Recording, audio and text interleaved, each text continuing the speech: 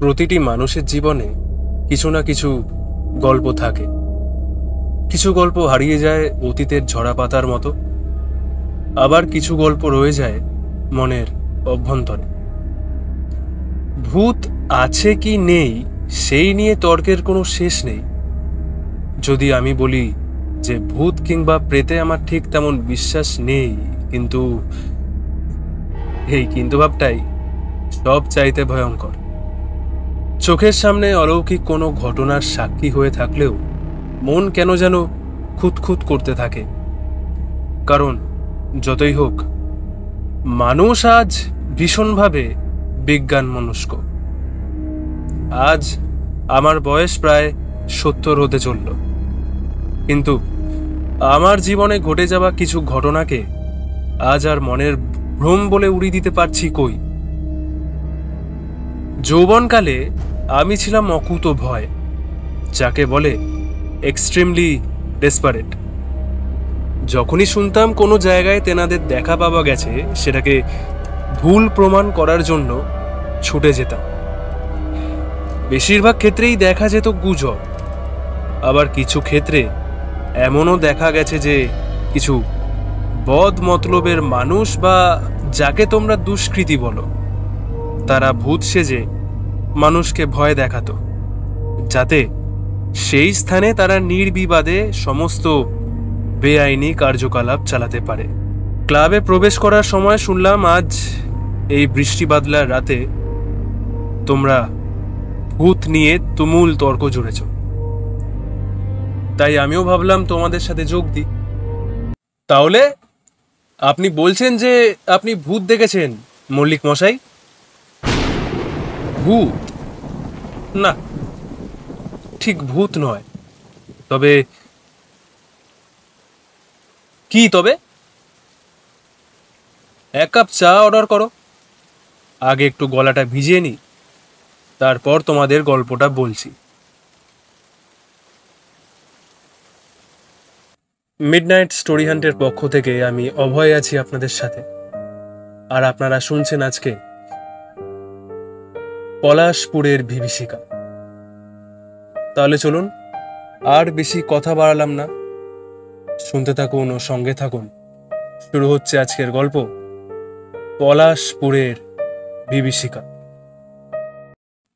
বাইরে ঝমঝম করে বৃষ্টি পড়ে চলেছে কলকাতা শহরতলির বুকে।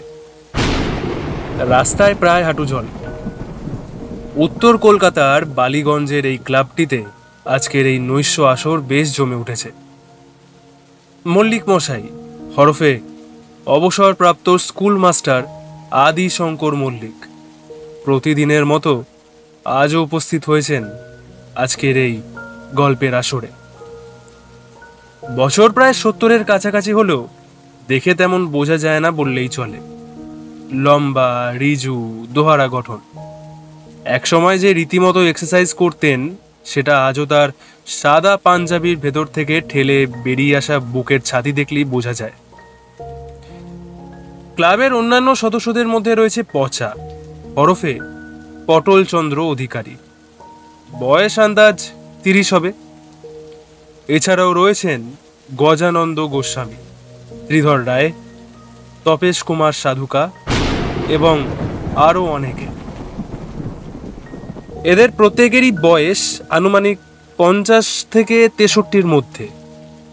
কথা হচ্ছিল ভূত আছে কি নেই তাই নিয়ে। মল্লিক মশাই চায়ে চুমুক দিয়ে বললেন, আহ, খাসা হয়েছে কিন্তু চাটা। তখন আমি বছর 25-এর যুবক, বাঁকুড়ার একটি স্কুলে জয়েন করেছি অঙ্কের টিচার হিসেবে।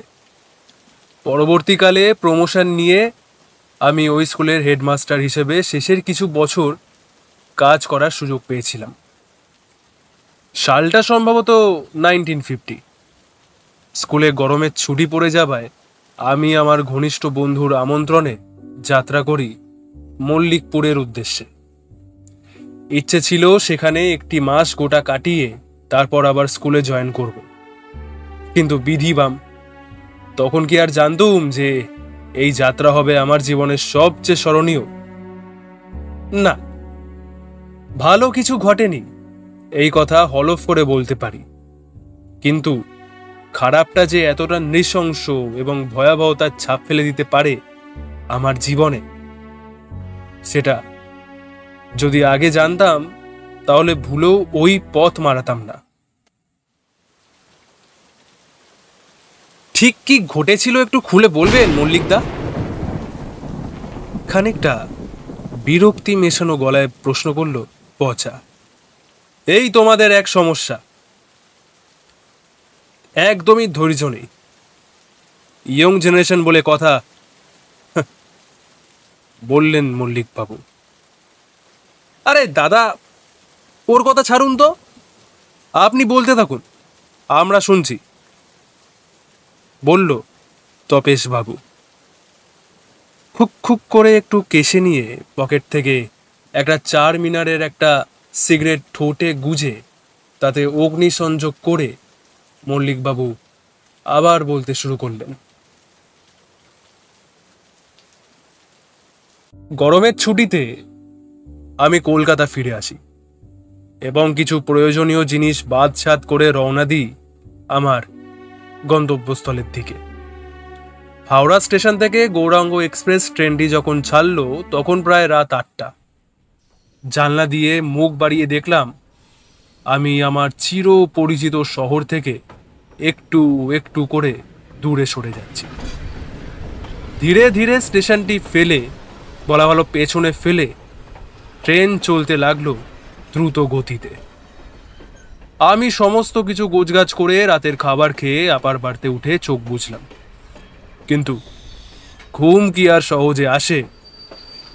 একদিকে ট্রেনের দুলুনি, অন্য দিকে পাশের বাড়ির এক ভদ্রলোক তার সদ্য বিবাহিতা স্ত্রীর সাথে কোনো এক অজানা কারণে বাগবিতণ্ডা করেই চলেছেন।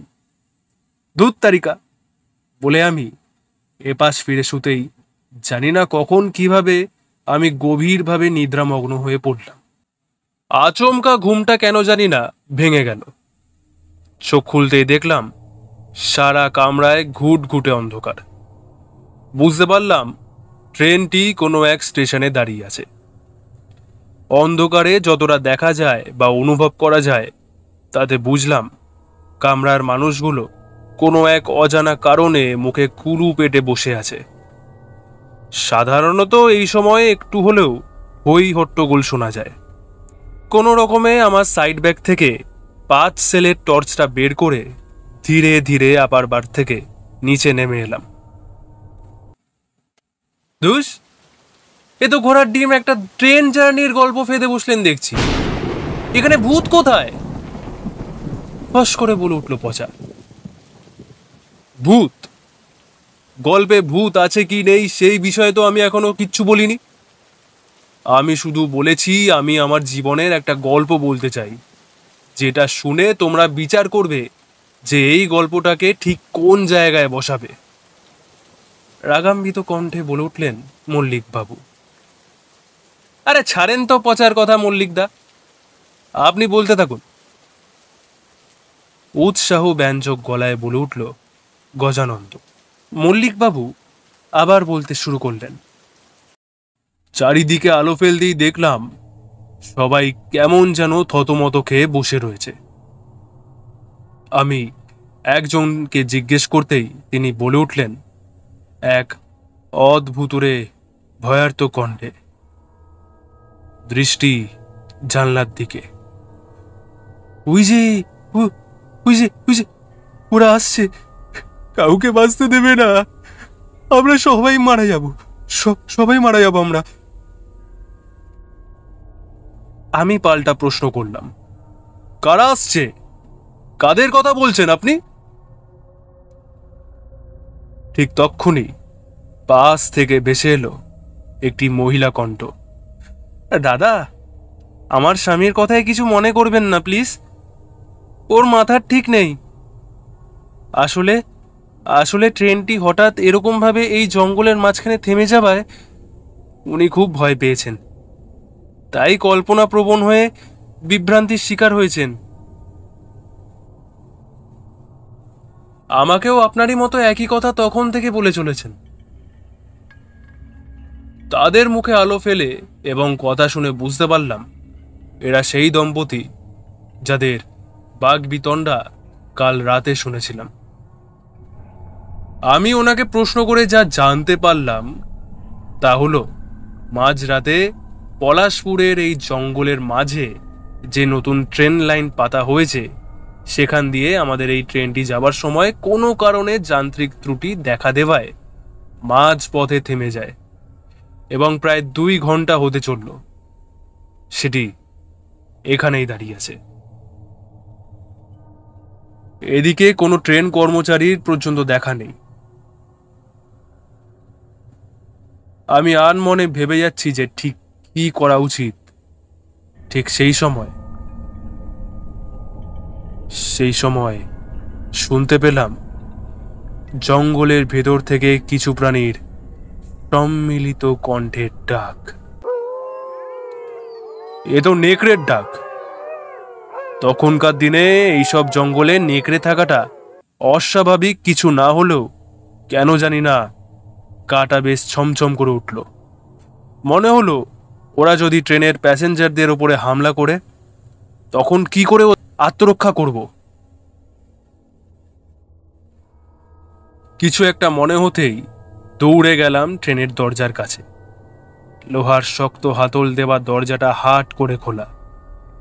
বাইরে তাকাতেই চোখে পড়ল ঘুটঘুটে অন্ধকার, আর দূরে শোনা যাচ্ছে একটানা ঝিঝি পোকার ডাক।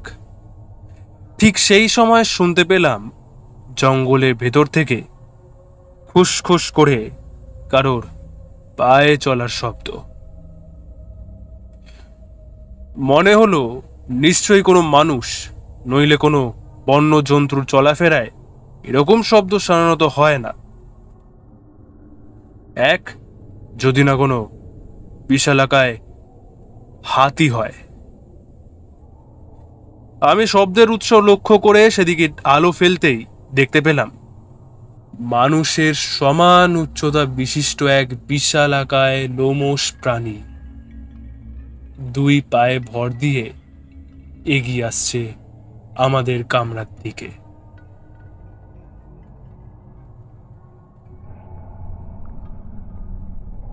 স্বল্প আলোয় যতটুকু ঠাহর হলো বুঝতে পারলাম এটি কোনো অংশেই একজন পরিপূর্ণ মানুষ হতেই পারে না। তার পায়ের দিকে তাকাতেই চমকে উঠে সশব্দে দরজাটা বন্ধ করে পিছিয়ে এলাম। তীক্ষ্ণ নখ বিশিষ্ট লোমশ 2 পা, তার গঠন অবিকল একটি কুকুরের মতো। না, কুকুরই বা বলি কি করে, কারণ এই জন্তুটির পায়ে মানুষের মতোই 5টা আঙুল, কিন্তু গঠন কোনো কুকুরের মতো। প্রাণীটি আরো কাছে আসতেই সবাইকে চিৎকার করে বলে উঠলাম, প্রত্যেকে জানলার কাজ বন্ধ করে দিন এক্ষুনি, আর কামরার বাকি দরজাগুলো। আমার কথা শুনে ট্রেনের কামরার মধ্যে হঠাৎ যেন হুলুস্থুলু পড়ে গেল। সবাই সমস্ত দরজা এবং জানলা সশব্দে বন্ধ করতে লাগলো। আমি সবাইকে উদ্দেশ্য করে বললাম, বন্ধুগণ, আমরা এই মুহূর্তে একটি অতি ভয়ানক অবস্থার মধ্যে দিয়ে চলেছি। জানি না আজ রাতে আমরা কেউ বেঁচে ফিরব কিনা। এখন আমাদের হাতে একটাই উপায়, ঈশ্বরের কাছে প্রার্থনা করা ছাড়া আর অন্য কোনো রাস্তা দেখছি না। যদি আমি ভুল না হই তাহলে এতক্ষণে হয়তো এইসব হিংস্র আদি মানবের দল ট্রেনের ড্রাইভার এবং খালাসিকেও মেরে ফেলেছে। এখন আমরা কি করব? একজন যাত্রীর ভয়ার্ত কণ্ঠ শুনে তাকে বললাম, উপায় একটাই, আমাদের কাউকে ড্রাইভারের কামরায় যেতে হবে এবং দেখতে হবে ব্যাপারটা কি। আপনারা কে কে আমার সাথে আসতে চান? আহ্বান শুনে একে একে সবাই পেছনে হটতে লাগলো। আসলে সবারই তো প্রাণের মায়া রয়েছে, কিন্তু এই ভীতু সন্ত্রস্ত মানুষদের ভিড়ে ভেসে এলো একটি কঠিন মানুষের কণ্ঠ, আমি যাব আপনার সাথে, আমার এখনো মনুষ্যত্ব মরে যায়নি। তাছাড়া আমি মেকানিক্যাল ইঞ্জিনিয়ার, ট্রেনের পার্স সম্বন্ধে একটু আধটু হলেও জানি, কিন্তু যাব কি করে? এখন বাইরে যাওয়া মানে তো মৃত্যুকে আলিঙ্গন করা। আমি বললাম, আপনার সাহস দেখে আমি অতিশয় আনন্দিত হলাম। আমাদের এই রেল লাইন ধরেই যেতে হবে, এছাড়া অন্য কোনো পথ দেখছি না। আমরা দরজার দিকে অগ্রসর হতে যাব। ঠিক সেই সময় শুনতে পেলাম ট্রেনের ছাদে কারা যেন ধূপধাপ শব্দ করে হেঁটে চলেছে। শোনা যাচ্ছে ক্রূর গর্জন, যেন হাতের সামনে শিকার পেয়েও তারা নাগাল পাচ্ছে না। জানলার বাইরে আবার টর্চের আলো ফেলতে দেখলাম 3 জোড়া জলের চোখ আমাদের এই কামরার দিকেই স্থির হয়ে রয়েছে। তার মানে বাইরের সেই ভয়ঙ্কর জন্তুগুলো সংখ্যায় অধিক। এদিকে আমরা সম্পূর্ণ নিরস্ত্র, কিন্তু এক কথায় বলে না, বুদ্ধিং যস্য বলং তস্য, অর্থাৎ যেখানে বুদ্ধি প্রয়োগ করে কোনো যুদ্ধ জয় করা সম্ভব, সেখানে শারীরিক বলের কোনো প্রয়োজনীয়তা নিতান্তই কম। আপনি নেকড়ে মানবের কথা শুনেছেন কোনোদিন? প্রশ্নটা শুনে পিছনে ফিরে তাকিয়ে দেখি সেই ইঞ্জিনিয়ার ভদ্রলোক। নেকড়ে মানব? সেটা আবার কি? প্রশ্ন করল পচা। ইন দি ইয়ার 1347 মেক্সিকোর ভ্যালি উপত্যকায় প্রথম দেখা যায় এই ওয়্যারউলফ বা নেকড়ে মানবদের। শোনা যায় সেখানকার তৎকালীন সম্রাট ফেডরিক মানুষের শরীরে অস্ত্রোপচারের মাধ্যমে একটি নেকড়ের ছাল পরিয়ে দিত। এরা সাধারণত নগর রক্ষী হিসেবে নিযুক্ত হতো। পরবর্তীকালে শোনা যায় কোনো এক অজানা রোগের কারণে যারাই নেকড়ে বাঘের দ্বারা কোনোভাবে আহত হতো বা তাদের জীবের লালার সংস্পর্শে আসত, তারা পরিণত হতো ওয়্যারউলফে। আমার এই ঘটনার সময় যাদের দেখেছিলাম তারাও এক সময় তোমার আমার মতোই সুস্থ মানুষ ছিল। কোনোভাবে নেকড়ের সংস্পর্শে আসায় তারাও নেকড়ে মানবে পাল্টে যায়। যাই হোক, এবার গল্পে ফিরে আসি। বুঝে যাওয়া সিগারেটটি ছাইদানিতে গুজে মল্লিক মশাই শুরু করলেন তার অসমাপ্ত অ্যাডভেঞ্চারের গল্পটি।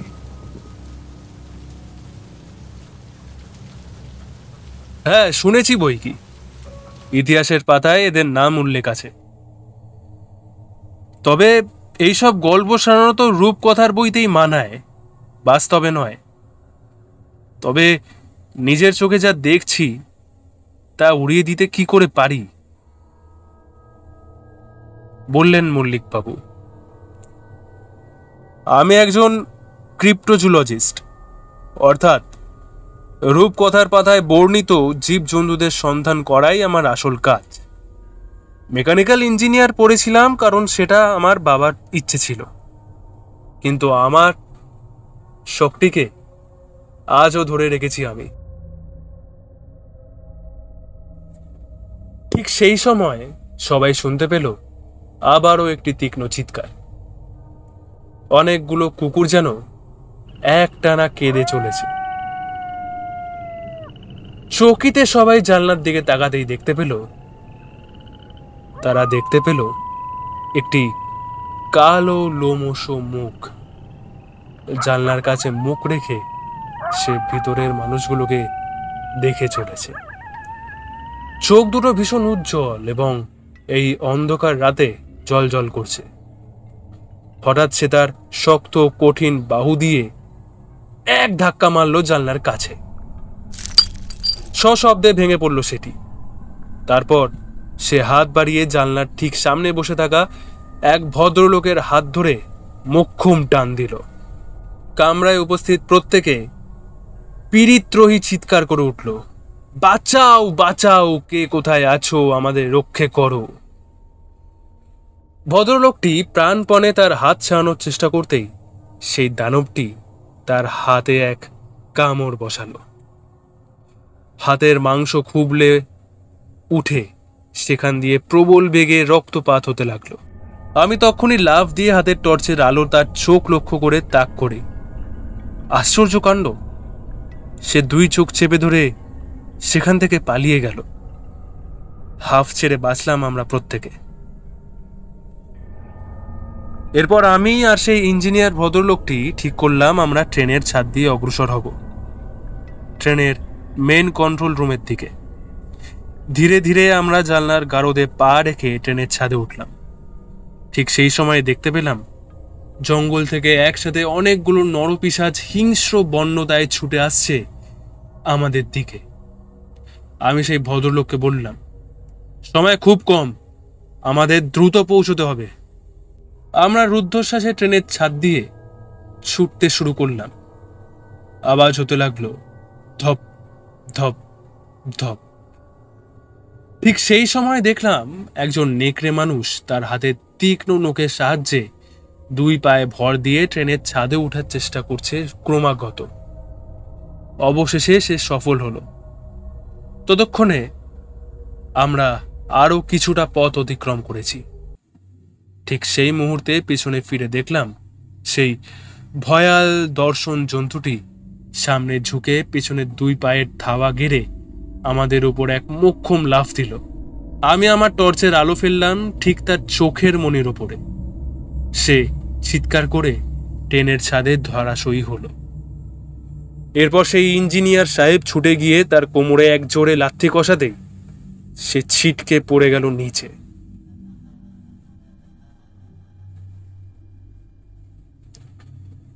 যথারীতি মহান ঈশ্বরের অশেষ আশীর্বাদে আমরা অবশেষে এসে পৌঁছালাম কন্ট্রোল রুমে।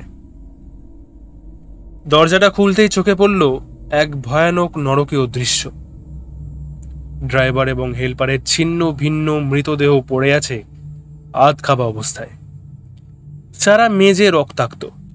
আমরা দ্রুত সেই 2টি দেহকে বাইরে ঠেলে ফেলে দিলাম, কারণ কথায় আছে আধ খাওয়া মৃতদেহের অবশিষ্ট ভক্ষণের জন্য বাঘ, সিংহ বা নেকড়ে জাতীয় হিংস্র পশুর আবার আগমন ঘটে।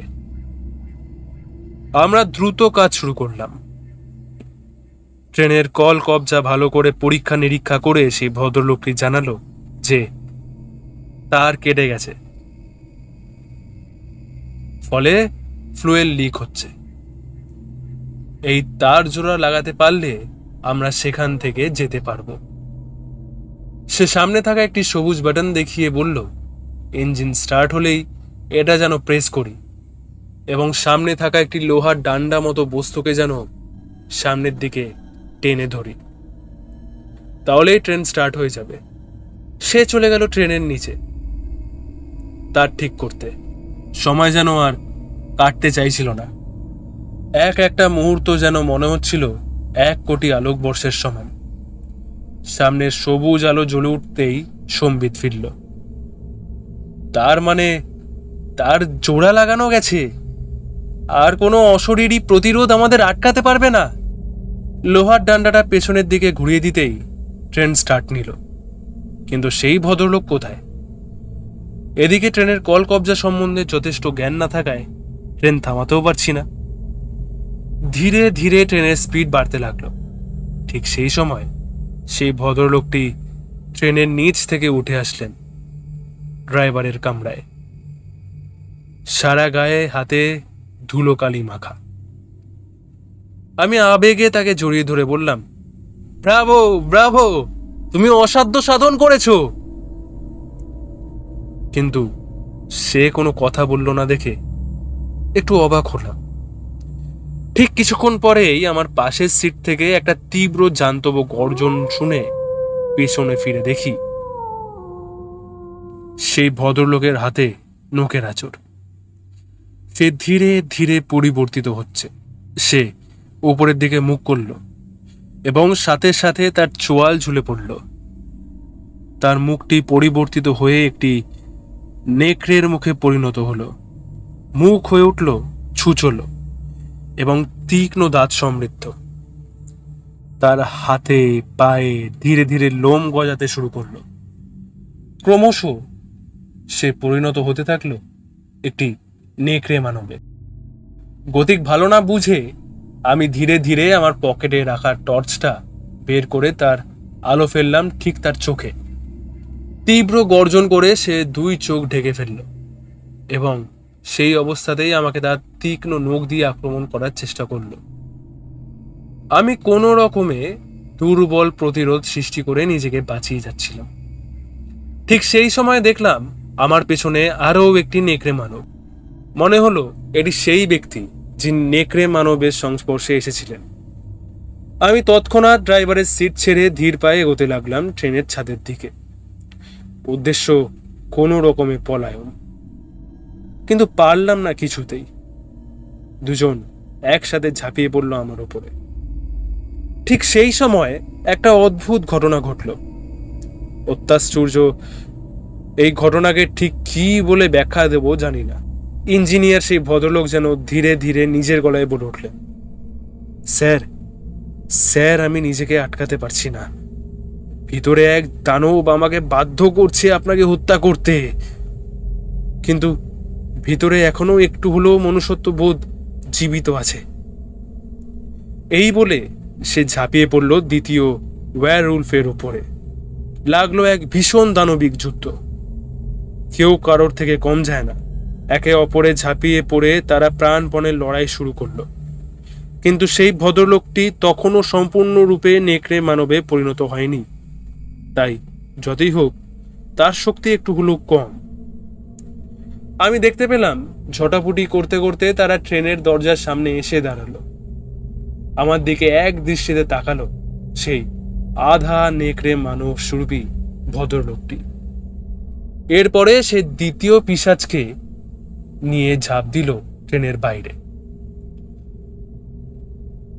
বাইরে থেকে ভেসে এলো সেই হাড় হিম করা ধ্বনি।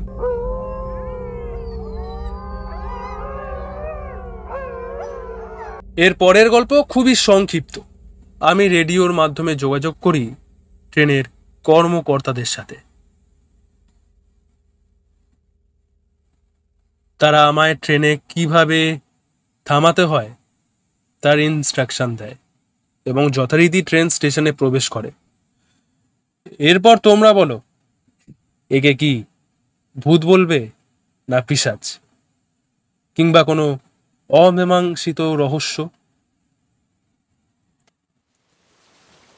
ঘরে সবাই চুপ, যেন একটা পিন পড়লেও কোনো শব্দ হবে না। বাইরে তখনও ক্রমাগত ঝমঝম শব্দে অবিশ্রান্ত ধারায় বৃষ্টি হয়ে চলেছে। গল্প শেষ করে মল্লিক মশাই উঠে দাঁড়ালেন। হাতের ছাতাটি তুলে সবার দিকে তাকিয়ে থাকলেন। মুখে এক প্রশস্ত রহস্যময় হাসি। সশব্দে মচমচ করে তিনি প্রস্থান করলেন তার বাড়ির দিকে। বাইরে থেকে ভেসে আসছে মল্লিক মশাইয়ের জল কেটে যাবার শব্দ।